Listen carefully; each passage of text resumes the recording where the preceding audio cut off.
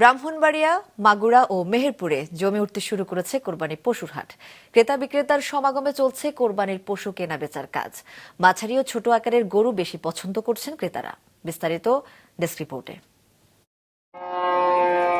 কোরবানির ঈদের বাকি আর কয়েকদিন। এই উপলক্ষে ব্রাহ্মণবাড়িয়ায় বসেছে 17টি স্থায়ী পশুর হাট। পাশাপাশি শতাধিক স্থানে বসেছে ছোট বড় অস্থায়ী হাট। সব হাটেই দেশি জাতের গরুর পাশাপাশি মহিষ, ছাগল সহ পর্যাপ্ত সংখ্যক কোরবানির পশু রয়েছে।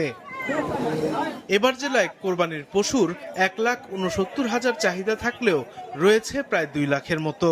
এতে পশু সংকটের কোনো সুযোগ নেই। ক্রেতারা বলছেন এখনো সাধ্যের মধ্যেই দর চাইছে ব্যাপারীরা। অন্য বছর থেকে এই বছর আমদানি খুব ভালো আমদানি হচ্ছে। দাম হচ্ছে 270, দাম তার কাছেও নাই।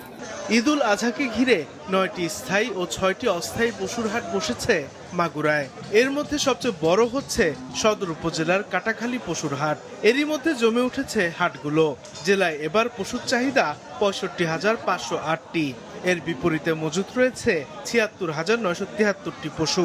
এই হাটে বর্তমান বেচা বিক্রি ভালোই হচ্ছে, তবে আগামী যে হাট রয়েছে এই হাটে আরো বেশি বেচা কিনা হবে।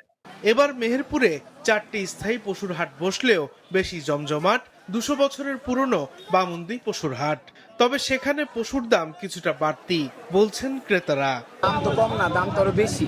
আমি তো আপনাদের সামনে গরু কিনলাম একটা, আমার কাছে মনে হয় না গরুর দাম আরো কম। আমার যে দাম পড়েছে তাতে আমার হয়েছে পোষাইছে না, যার জন্য বেচতে পারছি না।